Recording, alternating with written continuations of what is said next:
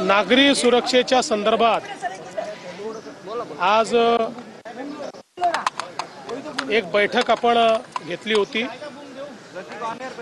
कारण या संपूर्ण युद्धजन्य परिस्थितीमध्ये महाराष्ट्र शासनाच्या विविध विभागांची बैठक तर आपण घेतली होती, पण त्या काळामध्ये आपलं जे सेना बल आहे त्याच्या अधिकाऱ्यांशी आपण थेट बैठक घेतली नव्हती, कारण ते देश सुरक्षित ठेवण्यामध्ये त्या ठिकाणी व्यस्त होते, पण त्यांच्याशी आपलं कोऑर्डिनेशन चाललं होतं.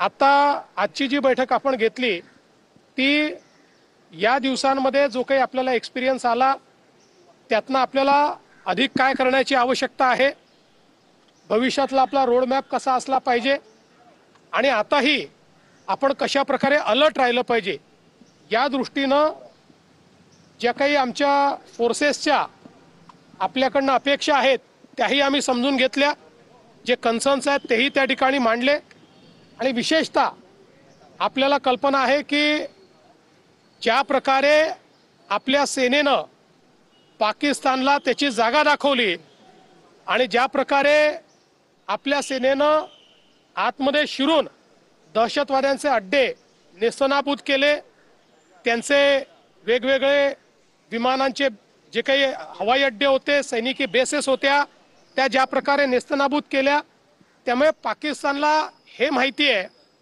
की आपण भारताविरुद्ध लढाई लढू शकत नाही.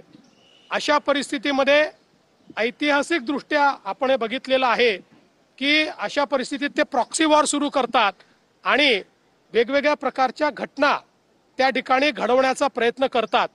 आणि म्हणूनच मुंबई ही देशाची आर्थिक राजधानी असल्यामुळे ती अतिशय वल्नरेबल आहे. त्या दृष्टीनं काय खबरदारी घेतली पाहिजे आणि या कसं कोऑर्डिनेशन असलं पाहिजे याकरता आजची बैठक आम्ही केलेली आहे. अतिशय चांगलं कोऑर्डिनेशन आम्ही त्या ठिकाणी केलेलं आहे. जे काही कन्सर्न्स आहेत ते सेना अधिकाऱ्यांकडून आम्ही समजून घेतलेले आहेत.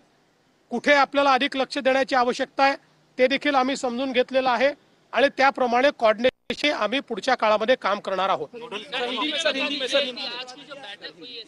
देखिए, आज की बैठक हम लोगों ने इसलिए ली, हम सब लोग जानते हैं कि हमारी सेना ने बड़ी वीरता के साथ पाकिस्तान को उसकी जगह दिखाई, पाकिस्तान को मुंह की खानी पड़ी, उनके कई एयर बेसेस को तहस नहस किया, आतंक के अड्डों को हमारी सेना ने तहस नहस किया, जिसके चलते अब पाकिस्तान को ये बात तो समझ में आ गई होगी कि भारत से वो सीधी लड़ाई नहीं कर सकती. लेकिन इतिहास में हमने देखा है कि जब वो भारत से सीधे लड़ाई नहीं कर सकते तब वो एक प्रॉक्सी वॉर तैयार शुरू करते हैं और ऐसे प्रॉक्सी वॉर में मुंबई जैसी हमारी आर्थिक राजधानी जो है ये बहुत वल्नरेबल होती है. यहाँ पर कोई ना कोई घटना करने का प्रयास वो करते हैं. इसलिए हम लोगों ने आज एक कोऑर्डिनेशन की बैठक ली है, जिस बैठक में सेना के अधिकारी भी थे.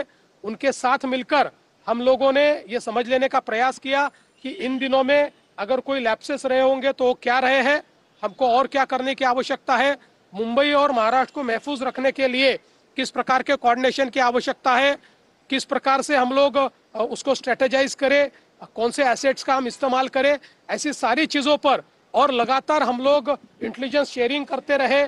छोटा भी इंटेलिजेंस मिले तो भी उसको हम शेयर करते रहे. ऐसी सारी बातों के ऊपर हमने चर्चा की है और आगे की रणनीति हमने तय की है. आपल्या सैन्यानं पाकिस्तानी लष्कराला जागा दाखवून दिली असं देवेंद्र फडणवीस यांनी म्हटलेलं आहे. मुंबईत काय खबरदारी घेतली पाहिजे, काय काळजी घेतली पाहिजे या संदर्भात बैठकीत चर्चा केली असल्याचंही फडणवीस म्हणाले आहेत.